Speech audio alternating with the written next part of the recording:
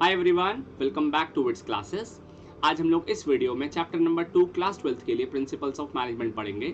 इस वीडियो में हम लोग एक ही टॉपिक कवर करेंगे जो कि रहेगा 14 principles of management given by Henry Fayol. तो फटाफट अपनी बुक निकाल लीजिए, साथ में पेन पेपर पेंसिल रख लीजिए, पानी की बोतल रख लीजिए, कानों में कुछ लगा लीजिए ताकि मैं ज़्यादा सुनाई दूँ और पड़ोसी कम। तो चलिए शुरू करते हैं।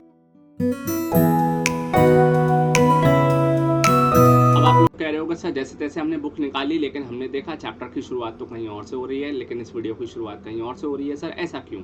तो देखो बिल्कुल सही कहा, चैप्टर की शुरुआत हो रही है meanings of principles of management और nature feature characteristics of management. लेकिन हम लोग अपनी वीडियो की शुरुआत यहाँ से नहीं करेंगे। उसका एक बहुत बड़ा रीज़न है। रीज़न ये है कि अगर हम चैप्टर में आपको पहले ना बताएं प्रिंसिपल्स ऑफ मैनेजमेंट क्या है और उसके नेचर फीचर कैरेक्टरिस्टिक्स बता दें तो शायद आपके साथ जस्टिफिकेशन नहीं होगा। तो पहले हम लोग इस वीडियो में शुरू करते हैं और समझते हैं कि प्रिंसिपल्स ऑफ मैनेजमेंट एक्चुअली होता क्या है, तब जाकर हम उसके नेचर फीचर और कैरेक्टरिस्टिक्स समझ पाएँ। ये देखो मैं आपको बता रहा हूँ अपने एक्सपीरियंस से, पहले आप ये प्रिंसिपल्स पढ़ लीजिए, समझ लीजिए, तब आपके नेचर फीचर कैरेक्टरिस्टिक्स और समझने आसान हो जाएंगे। अब हेनरी फ्योल के प्रिंसिपल समझने हैं तो पहले ये समझ लेते हैं कि हेनरी फ्योल कौन है। तो देखिए हेनरी फ्योल जो है वो एक माइनिंग इंजीनियर थे बाय प्रोफेशन, और इनका जन्म जो हुआ था 29 जुलाई 1841 में हुआ था, और ये जो डेथ हुई थी इनकी हुई 19 नवंबर 1925 में। इन्होंने एज एन इंजीनियर एक कोल माइनिंग कंपनी को ज्वाइन किया था 1860s में। धीरे धीरे इन्होंने कंपनी में अच्छे से काम किया और इनकी पोस्ट बढ़ गई और ये उसी कंपनी के मैनेजिंग डायरेक्टर बन गए 1888 में। और जब ये इस कंपनी के मैनेजिंग डायरेक्टर बने तो कंपनी की हालत थोड़ी खस्ता थी, कंपनी ऑलमोस्ट बैंकक्रप्ट होने वाली थी। इन्होंने अपने एक्सपीरियंस से, अपनी मेहनत से और कुछ एक्सपेरिमेंट और ऑब्जर्वेशन के थ्रू अपनी कंपनी को रिवाइव किया, उसी कंडीशंस को पहले से बेहतर बनाया। और जब इन्होंने अपनी कंपनी से रिटायरमेंट लिया 1918 में तो वो कंपनी बहुत अच्छी कंडीशन में थी, फाइनेंशियली बहुत हेल्दी और साउंड हो चुकी थी। एक कंपनी में इंजीनियर से लेकर और मैनेजिंग डायरेक्टर तक की जर्नी में इन्होंने बहुत कुछ सीखा। इन्होंने समझा कि एक कंपनी में क्या क्या प्रॉब्लम्स आती हैं, उनके क्या क्या सोल्यूशंस हो सकते हैं। इन्होंने टाइम टू टाइम एम्प्लॉयज़ के ऊपर कुछ एक्सपेरिमेंट करे, कुछ ऑब्जर्वेशन करी, तब जाकर इन्होंने 14 प्रिंसिपल्स ऑफ मैनेजमेंट बनाए। और बाद में ये 14 principles of management world wide famous हो गए और इसको आज हम लोग अपने एकेडमिक्स में पढ़ते हैं। अब आप लोग कहोगे सर ये इतनी सारी बातें आपने मुझे क्यों बताई? तो देखो बेटा, CUET का एग्ज़ाम भी तो देना ही है ना। CUET के एग्ज़ाम में ये सारी माइन्यूट डिटेल्स आ जाती हैं। तो चलिए अब शुरू करते हैं कि 14 principles of management Henry Fayol ने क्या क्या दिए। बेटा मैं आपको सच बता रहा हूँ कि आप लोग एक पेपर और पेन ज़रूर रख लीजिए, मैं आपको ढेर सारे एग्जाम्पल्स दूंगा और ये एग्जाम्पल्स आपको कहीं ना कहीं केस स्टडीज़ को सॉल्व करने में 100% हेल्प करेंगे। ठीक है, तो शुरू करते हैं। इनका पहला principal that is division of work. हाँ जी, तो डिवीजन ऑफ वर्क क्या कहता है कि पहले हमें अपने सारे काम को डिवाइड कर देना चाहिए। आपका जो भी काम है, जो भी आप गुड्स एंड सर्विसेज में डील करते हैं, सबसे पहले आप उसको पूरा डिवाइड कर दो। डिवाइड करने के बाद उसको छोटे छोटे छोटे छोटे पार्ट्स, प्रोसेस और जॉब में डिवाइड कर दो। और फिर आप उस काम को अपने एम्प्लॉय को करने को दो। सिर्फ एक जॉब दो या एक प्रोसेस दो या एक मॉड्यूल दो, आप उसको सारा काम करने को मत दो। जब एक एम्प्लॉय एक छोटा सा काम ही लगातार करता रहता है तो उस काम में वो एक्सपर्ट हो जाता है, स्पेशलाइज्ड हो जाता है। ठीक है, तो उसका एग्जाम्पल हम समझ सकते हैं। देखो जैसे कि आपकी स्क्रीन पर आपको दिख रहा होगा, एक फर्नीचर मैन्युफैक्चरिंग फर्म का एग्जाम्पल मैंने लिया है। एक फर्नीचर मैन्युफैक्चरिंग फर्म को क्या करना चाहिए, अपने सारे काम को छोटे छोटे पार्ट्स में डिवाइड कर देना चाहिए। जैसे पहले रॉ मटेरियल एक अलग काम हो गया, रॉ मटेरियल को मतलब लाइक इकट्ठा करना, एक जगह रखना। ठीक है, फिर उसके बाद cutting and moulding. Cutting and moulding बिल्कुल एक डिफरेंट काम हो गया। फैब्रिकेशन, उसको फैब्रिकेशन करना, उसको शेप देना, ये एक अलग काम हो गया। उसके बाद हो गया असेंबली, डिफरेंट डिफरेंट पार्ट्स को असेंबल करना और एक पूरा कंप्लीट फर्नीचर बनाना। फिर फिनिशिंग में पेंटिंग हो जाएगा, फिनिशिंग में पॉलिशिंग हो जाएगा, ये एक अलग काम होना चाहिए। इसके बाद पैकेजिंग, स्टोरेज एंड डिलीवरी, ये अलग अलग काम होने चाहिए। तो एक अगर फर्नीचर मैन्युफैक्चरिंग फर्म अपने सारे काम को छोटे छोटे पार्ट में डिवाइड कर रही है और उसके बाद उस काम को अलग अलग लोगों को काम करने को दे रही है, दैट मीन्स अगर मेरी प्रोफिशिएंसी पैकेजिंग करने की है पहले से ही तो वो मुझे पैकेजिंग का ही काम दें। जस्ट इन केस अगर मुझे असेंबली का काम मुझे करना पसंद है और मुझे काम करना आता भी है तो मुझे सिर्फ असेंबली का ही काम मिले। तो उससे फ़ायदा क्या होगा, जब मैं एक ही काम लगातार बार बार करता रहूँगा तो मेरे मिस्टेक्स के चांसेस भी कम हो जाएंगे। पॉइंट नंबर 1, मैं कम टाइम में ज़्यादा काम कर लूँगा। पॉइंट नंबर 2, और कंपनी का काम भी बचेगा इससे, है ना। मुझे और इससे डुप्लीकेशन ऑफ वर्क भी नहीं होगा, वेस्टेज ऑफ एफर्ट्स भी नहीं होंगे। ठीक है, तो डिवीजन ऑफ वर्क समझ में आया। सारे काम को छोटे छोटे पार्ट में डिवाइड करो, फिर उसके बाद उसको उस इंडिविजुअल को करने को दो जो उस काम को करने के लिए पहले से ही स्पेशलाइज्ड है। और एक काम जब एक ही आदमी बार बार करता रहेगा तो वो उसमें स्पेशलाइज हो जाएगा, वो उस काम में एक्सपर्ट हो जाएगा, जिससे कंपनी का पैसा बचेगा। That is all about division of work. ठीक है, तो डिवीजन ऑफ वर्क के पास सेकंड प्रिंसिपल आता है, that is called authority and responsibility. तो यहाँ देखो हेनरी फ्योल ने इस प्रिंसिपल को कहा दिया है, जिसमें उसने कहा है कि एक पूरी ऑर्गेनाइजेशन में जब हम किसी एक एम्प्लॉय को कोई रिस्पॉन्सिबिलिटी दे रहे हैं, कोई काम करने की रिस्पॉन्सिबिलिटी दे रहे हैं, तो उसको हमें साथ साथ थोड़ी सी अथॉरिटी भी देनी चाहिए। अब आप कहोगे सर पहले अथॉरिटी रिस्पॉन्सिबिलिटी तो समझा दीजिए, तभी तो समझ में आएगा। तो देखो, अगर हम किसी को कोई काम करने की जिम्मेदारी दे रहे हैं कि आप जाइए और इस काम को कंप्लीट करिए, तो हम उसको सिर्फ रिस्पॉन्सिबिलिटी दे रहे हैं। और अगर हम उससे कह रहे हैं कि जाइए इस काम को कंप्लीट कीजिए, और अगर आपको पैसों की ज़रूरत हो तो आप फिनेंस से वो पैसा ले लीजिए, कोई रॉ मटेरियल लाना हो तो स्टोर से वो रॉ मटेरियल ले आइए, अगर आपको एम्प्लॉयज़ की ज़रूरत है तो ह्यूमन रिसोर्स मैनेजमेंट से कह दीजिए और एम्प्लॉयज़ को अपने अंडर में रख लीजिए और काम कराइए, तो हम साथ में उसको अथॉरिटी भी दे रहे हैं। तो हेनरी फ्योल क्या कह रहे हैं कि जब भी हम किसी एम्प्लॉय को कोई रिस्पॉन्सिबिलिटी दे रहे हैं तो साथ साथ मैच करती हुई अथॉरिटी भी दें।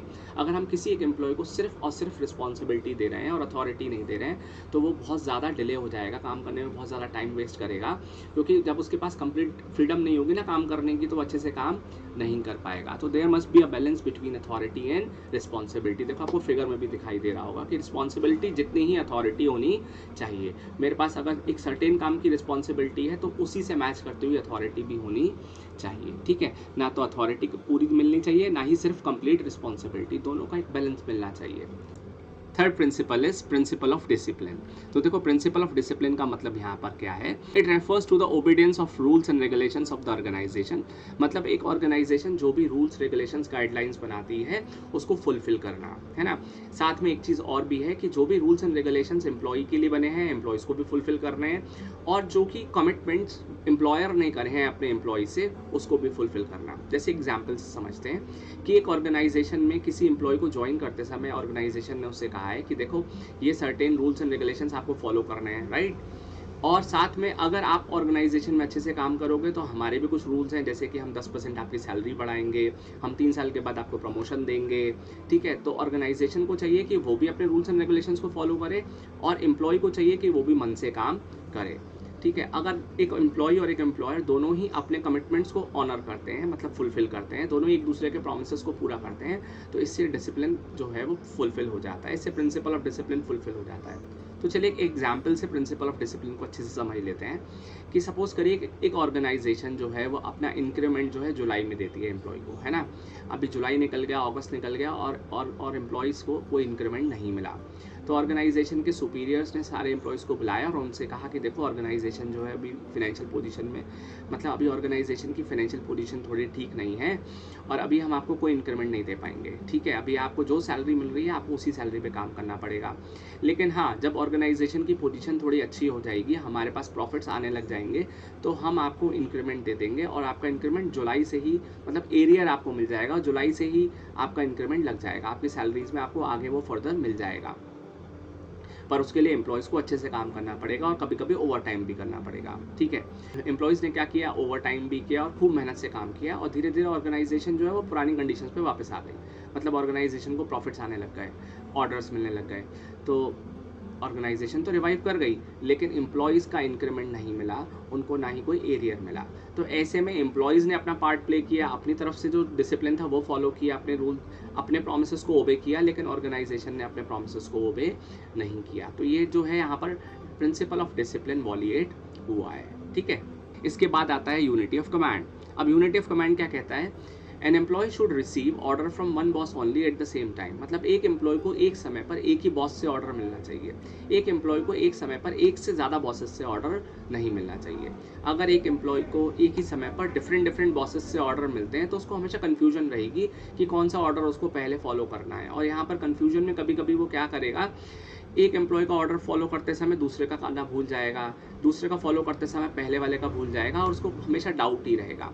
और साथ में जो सुपीरियर्स हैं वो भी कई बार क्रॉस क्वेश्चन करेंगे, क्यों भाई तो मैंने मेरा बताया हुआ काम क्यों नहीं किया, और एम्प्लॉय कहेगा sir sorry I was busy in doing that work, और उन वाले सर ने मुझे ये काम किया था, मैं उस पर बिजी था। तो एम्प्लॉयर्स के बीच में ना, मतलब मैनेजमेंट के बीच में भी ईगो क्लैशेस हो जाती हैं।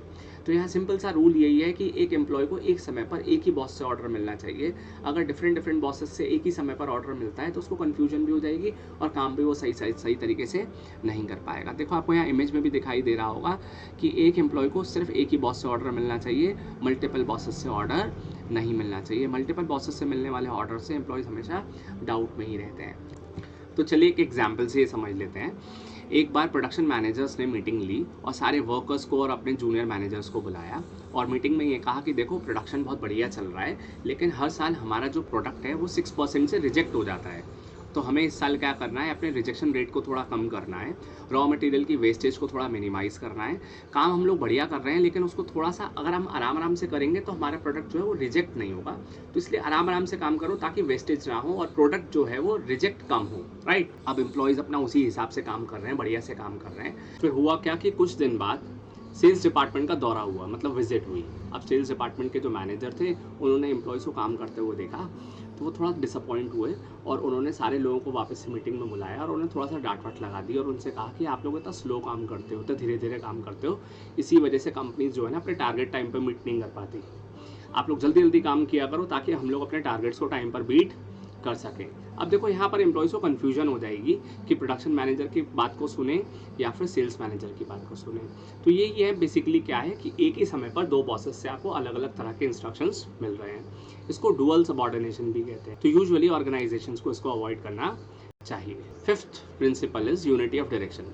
अब देखो यूनिटी ऑफ डायरेक्शन क्या कहती है, अगर एक ऑर्गेनाइजेशन मल्टीपल प्रोडक्ट बना रही है या उसमें मल्टीपल डिपार्टमेंट्स हैं तो हर डिपार्टमेंट का एक इंडिविजुअल प्लान होना चाहिए, उसके इंडिविजुअल बॉसेस होने चाहिए। तो मतलब 1 यूनिट 1 हेड 1 प्लान, हर यूनिट का अपना अलग हेड होना चाहिए, अलग प्लान होना चाहिए। ऐसा करने से फ़ायदा क्या मिलेगा, अगर आपके अलग अलग डिपार्टमेंट्स हैं और उनके अलग अलग प्लान्स हैं, अलग अलग बॉसेस हैं, तो उनके बीच में कोई कन्फ्यूजन नहीं होगी, उन्हें डाउट नहीं होगा कि उनको किस डायरेक्शन में काम करना है। तो चलो वो प्रीवियस एग्जाम्पल हम दोबारा से देख लेते हैं। सपोज करो उस कंपनी का जो हमने प्रीवियस समझा था उसका प्रोडक्शन इंचार्ज भी मैं हूँ। मुझे अपने प्रोडक्शन को भी अच्छा करना है, रिजेक्शन रेट को भी कम करना है, वेस्टेज को भी मिनिमाइज़ करना है और साथ में मैं ही सेल्स देख रहा हूँ।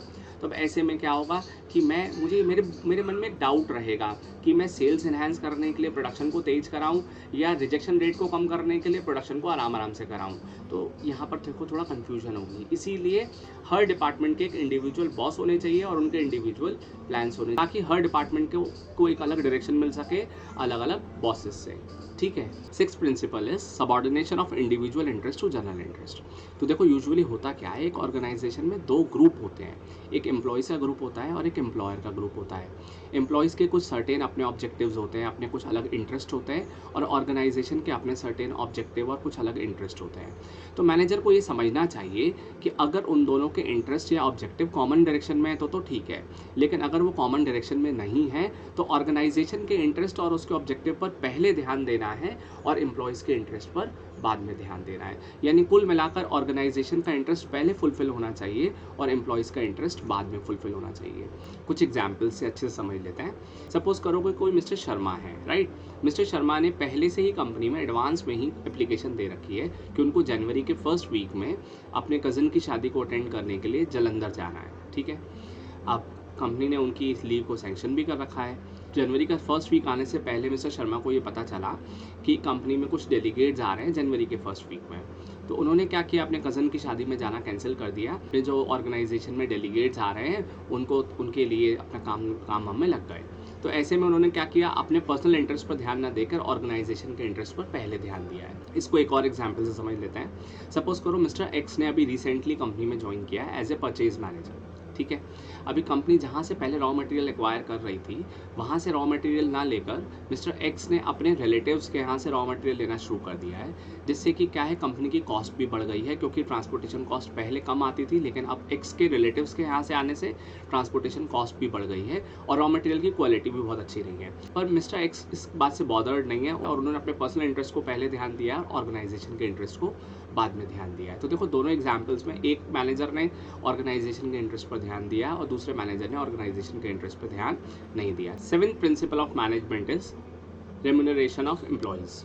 तो देखो रेम्यूनरेशन ऑफ एम्प्लॉयज़ क्या कह रहा है कि एक एम्प्लॉय को एक फेयर और सेटिस्फैक्ट्री सैलरी मिलनी चाहिए। अगर एक एम्प्लॉय को सेटिस्फैक्ट्री सैलरी मिलती है, फेयर जस्ट सैलरी मिलती है, तो वो हमेशा मोटिवेटेड रहेगा, एनकरेज्ड रहेगा और हमेशा अच्छे से अच्छा काम करने की कोशिश करेगा। तो ऑर्गेनाइजेशन में एम्प्लॉयज़ को हमेशा अच्छी सैलरी देनी चाहिए ताकि वो मन से काम कर सकें और ऑर्गेनाइजेशन के इंटरेस्ट पर ध्यान दे सकें। तो अब यहाँ क्वेश्चन ये राइज होता है कि सर हम एम्प्लॉय को कितनी अच्छी सैलरी दें, क्योंकि एम्प्लॉयज़ तो सेटिस्फाई कब भी नहीं होगा। तो यहाँ पर हमें 3 चीज़ों पर ध्यान देना चाहिए। सबसे पहले कि हम उतनी सैलरी दें जिससे एटलीस्ट एम्प्लॉयज़ के जो स्टैंडर्ड ऑफ लिविंग है वो मेंटेन हो सके। पॉइंट नंबर 2, हम उसको कॉम्पिटिटिव सैलरी दें ताकि उसको ऐसा ना लगे कि वो दूसरी जगह काम करता तो उसको वहाँ अच्छी सैलरी मिल जाती। तीसरा, हमको अपनी खुद की फाइनेंशियल कंसर्न्स को भी देखना चाहिए कि हम अगर फाइनेंशियल कैपेसिटी अच्छी है कंपनी की तो अच्छी सैलरी उसको देनी चाहिए। तो अगर एक एम्प्लॉय को अच्छी सैलरी मिलेगी तो हमेशा खुश रहेगा, मोटिवेटेड रहेगा, एनकरेज्ड रहेगा और हमेशा मन से काम करेगा, right. 8th principle of management is centralisation and decentralisation. Centralisation का मतलब होता है concentration of power and decision making in few hands only, and decentralisation मतलब distribution of power and authority to each and every level of management. यहाँ Hindi fuel कह रहे हैं कि कंपनी कंप्लीट सेंट्रलाइज्ड भी नहीं होनी चाहिए और कंप्लीट डिसेंट्रलाइज्ड भी नहीं होनी चाहिए।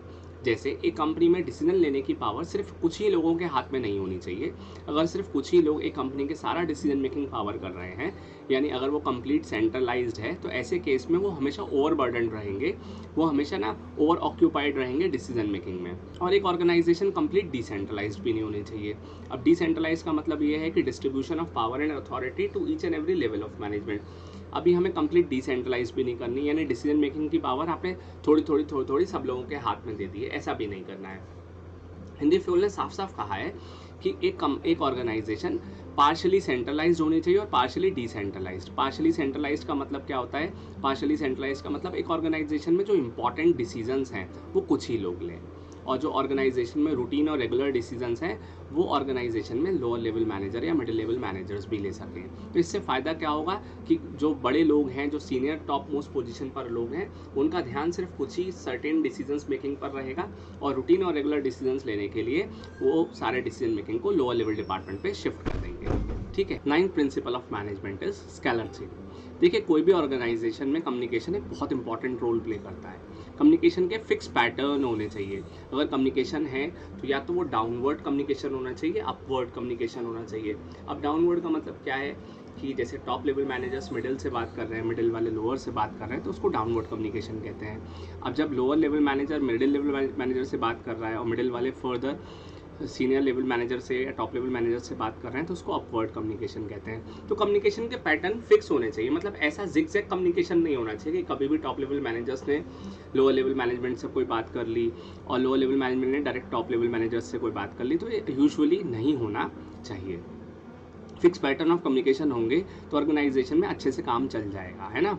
कोई भी पॉलिसीज़ हैं, कोई भी डिसीजन मेकिंग है, तो वो प्रॉपर हायरार्की में फॉलो होनी चाहिए। ठीक है, ये तो होता है आपका स्केलर चेन। अब लेकिन इसमें प्रॉब्लम क्या है कि जब भी हम कोई फिक्स पैटर्न को फॉलो करते हैं कम्युनिकेशन के, तो जो है डिसीजन मेकिंग बहुत स्लो हो जाती है। कई बार कम्युनिकेशन जो है वो बहुत स्लो हो जाता है, हर लेवल पर उसको जाने के लिए ना बहुत टाइम कंज्यूम हो जाता है। ऐसे में हिंदी फ्यूल कह रहे हैं, अगर एक ऑर्गेनाइजेशन में कोई बहुत इमरजेंसी है तो वहाँ पर आप फिक्स पैटर्न को फॉलो ना करके आप जिगजैग पैटर्न को भी फॉलो कर सकते हो। जैसे एग्जाम्पल देखो, आपकी स्क्रीन पर दिख रहा है ABCDEFG, देखो दिख रहा है आपको। यूजुअली क्या होगा, डी जो है वो कम्युनिकेशन सी से करेगा, सी उसी कम्युनिकेशन को बी से करेगा और बी जो है वो ए से करेगा, है ना। और फिर साथ साथ ए को अगर कोई कम्युनिकेट करना है जी से, तो ए जो है पहले वो ई को इन्फॉर्म करेगा, ई से इन्फॉर्मेशन पास होगी एफ के पास और एफ से पास होगी जी के पास। लेकिन अगर इमरजेंसी है और डी को किसी भी वजह से ई से बात करनी है इमरजेंसी में, तो वो डायरेक्ट कम्युनिकेट कर सकता है with the help of shortest plan, that is called gang plan. तो गैंग प्लान क्या है? एक शॉर्टेस्ट पाथ है जिसके थ्रू हम अपने किसी भी लेवल पर बात कर सकते हैं इन केस ऑफ इमरजेंसी। ठीक है, तो this is called scalar chain. 10th principle is order. तो देखो, प्रिंसिपल ऑफ ऑर्डर क्या कहता है कि there should be a proper place for everything और एवरीवन इन द ऑर्गेनाइजेशन। मतलब हिंदी फ्यूल कह रहे हैं कि एक ऑर्गेनाइजेशन में अगर कोई टूल्स, मशीनरी, रॉ मटेरियल है या ह्यूमन रिसोर्स हैं, तो उनके बैठने का एक फिक्स प्लेस होना चाहिए। एम्प्लॉयज़ के बैठने का फिक्स प्लेस होना चाहिए। टूल्स, मशीनरी, और रॉ मटेरियल को रखने की एक फिक्स प्लेस होनी चाहिए। तो इससे क्या होगा, हर चीज़ अगर एक सही जगह पर रखी होगी या हर एम्प्लॉई एक सही जगह एक फिक्स प्लेस पर बैठा होगा तो उसको ढूंढने में टाइम कम खर्च होगा, और टाइम कम खर्च होगा तो ऑर्गेनाइजेशन की पैसा भी बचेगा और एफिशिएंसी भी बचेगी। तो this is actually principle of order. हर चीज़ अगर जगह पर होगी तो काम टाइम पर हो जाएगा। तो right thing at the right place at right time. ठीक है, एक एग्जाम्पल है, जैसे कि मान लीजिए कि एक स्कूल के अंदर आप देखते हो लाइब्रेरी में सेक्शंस होते हैं, जैसे Hindi section, English section, friction section, GK का सेक्शन, साइंस का सेक्शन, फिजिक्स का सेक्शन। तो हर सेक्शन में अपने अलग अलग बुक्स रखी होती हैं। अब आप देखिए कि हिंदी की बुक्स इंग्लिश में रखी हो, इंग्लिश की बुक मैथ्स में रखी हो, मैथ्स की बुक साइंस में रखी हो, तो कितना मुश्किल हो जाएगा उसको ढूंढना। तो इसीलिए क्या होता है कि हर चीज़ एक ही जगह पर होगी तो उसको ढूंढने में कम टाइम, हर चीज़ उसके फिक्स्ड प्लेस पर होगी तो ढूंढने में टाइम कम लगेगा। तो this is all about principal of order. Next principle is principle of equity. अब देखो प्रिंसिपल ऑफ इक्विटी क्या कहता है, एक ऑर्गेनाइजेशन में हमें क्या करना चाहिए कि एम्प्लॉयज़ के बीच में कोई डिस्क्रिमिनेशन नहीं करना चाहिए। उनके जेंडर के बेस पर, उनकी कास्ट के बेस पर, के लैंग्वेज, उनके कलर, इस पर हमें कोई भी उन पर डिस्क्रिमिनेशन नहीं करना चाहिए। मतलब ऐसा ना हो कि हम किसी एक सेम पोस्ट पर अगर कोई मेल कैंडिडेट है तो हम उसको 5 मेडिकल लीव दे रहे हैं और फीमेल्स को 9 मेडिकल लीव्स दे रहे हैं। ये डिस्क्रिमिनेशन नहीं होना चाहिए। तो सबकी सेम वर्किंग कंडीशन होनी चाहिए, सबके साथ सेम जजमेंट होना चाहिए। लेकिन हाँ, ऐसा भी हिंदी फ्यूल कह रहे हैं कि अगर मान लीजिए कि एक ही डिपार्टमेंट में 2 लोग काम कर रहे हैं, दोनों का काम बिल्कुल सेम है और दोनों को अगर एक ही टाइम पर ऑर्गेनाइजेशन रख रही है तो दोनों को सैलरी भी सेम मिलनी चाहिए। ठीक है, तो this is called equity. 12th is stability of personnel. अब स्टेबिलिटी ऑफ पर्सोनल का मतलब क्या है कि हमें अपनी ऑर्गेनाइजेशन में एम्प्लॉयज़ को फ्रीक्वेंटली टर्मिनेट और ट्रांसफ़र नहीं करना चाहिए। अगर एक ऑर्गेनाइजेशन एम्प्लॉयज़ को फ्रीक्वेंट टर्मिनेट और ट्रांसफ़र नहीं करेगी तो एम्प्लॉयज़ जो हैं वो अच्छे से काम कर पाएंगे। अब जैसे जस्ट इन केस अगर एक ऑर्गेनाइजेशन फ्रीक्वेंट ट्रांसफ़र कर रही है, कभी किसी को आगरा भेज रही है, फिर उसको मथुरा भेज रही है, फिर वही एम्प्लॉयज़ बुलंदशहर चला जाता है, वही एम्प्लॉयज़ कासगंज चला जाता है, तो ऐसे केस में क्या होगा कि वो ना कभी भी कहीं भी मन से काम नहीं कर पाएगा। तो फ्रीक्वेंट ट्रांसफ़र भी नहीं करना चाहिए और साथ साथ फ्रीक्वेंट टर्मिनेट भी नहीं करना चाहिए। अगर हम फ्रीक्वेंट टर्मिनेट कर रहे हैं एम्प्लॉयज़ को तो क्या होगा, वो ना हमेशा डिसहार्टनिंग रहेंगे एम्प्लॉयज़, हमेशा ना उनको जॉब इनसिक्योरिटी रहेगी और कभी भी अच्छे से काम नहीं करेंगे। तो हमें एम्प्लॉयज़ को थोड़ा समय देना चाहिए ताकि वो अपने एबिलिटीज़ को शोकेस कर सकें। उनको थोड़ा समय देना चाहिए ताकि वो एक नए एनवायरनमेंट में अपने आप को अकस्टम्ड कर सकें, नई चीज़ें सीख सकें और फिर अपने आउटपुट वो डिलीवर कर सकें। उन्हें फ्रीक्वेंटली हमें टर्मिनेट और ट्रांसफ़र नहीं करना चाहिए। 13 principle is principle of initiative. Principle of initiative का मतलब ये होता है कि हमें अपने एम्प्लॉयज़ को ना एनकरेज करना चाहिए, उन्हें अपॉर्चुनिटी देनी चाहिए कि अगर उनके पास कोई सजेशंस हैं तो वो सजेशंस को कंट्रीब्यूट करें। ऑर्गेनाइजेशन जब भी कोई नए प्लान्स बना रही है, जब भी कोई नए पॉलिसीज़ बना रही है, नए रूल्स बना रही है, तो ऐसे में वो एम्प्लॉयज़ को भी ना साथ में शामिल करें। उस प्लान्स, पॉलिसीज़, रूल्स में एम्प्लॉयज़ से भी सजेशंस लें। तो ऐसे में क्या होगा, कई बार एम्प्लॉयज़ के पास कोई बहुत अच्छे डिसीजंस होते हैं, बहुत अच्छे सजेशंस होते हैं और उन सजेशन से ऑर्गेनाइजेशन को भी फ़ायदा होता है। ठीक है, तो एक ऐसा इन्वायरमेंट क्रिएट करो कि एम्प्लॉयज़ अपने सजेशंस को, अपने आइडियाज़ को फ्रीली ऑर्गेनाइजेशन में कंट्रीब्यूट कर सके। आप लोगों ने एक स्टोरी तो सुनी होगी कोलगेट कंपनी की। कोलगेट ना बहुत पुराना ब्रांड है और कोलगेट बहुत बिकता भी है मार्केट के अंदर। तो एक बार क्या हुआ, बहुत पास्ट में कभी ऐसा रहा है, ये एक रियल इंसिडेंट है कि कोलगेट बिक तो बहुत रहा था पर कंपनियों को खास प्रॉफिट्स नहीं हो रहे थे। मतलब वॉल्यूम, सेल्स वॉल्यूम तो बहुत था पर प्रॉफिट नहीं हो रहे थे। तो कंपनी ने अपने ना सारे एम्प्लॉयज़ को बुलाया और इसको ना ब्रेनस्टॉर्मिंग करी, देखो ऐसा क्या प्रॉब्लम है कि हम इतना मार्केट में बिकते हैं पर प्रॉफिट नहीं हो पा रहा है हमें। तो उस समय पर ना एक एम्प्लॉय जो एक बहुत लोअर ग्रेड में काम करता था, एक लोअर जॉब में, मतलब लाइक लोअर पोजीशन थी उसकी, उसने कहा कि सर ऐसा करिए, जो उसका जो नोज़ल होता है, जैसे नोज़ल जो होता है, ढक्कन खोल के जो नोज़ल होता है, नोज़ल का साइज़ का उसको थोड़ा इंक्रीज़ कर दो, मतलब उसका डायामीटर थोड़ा बढ़ा दो।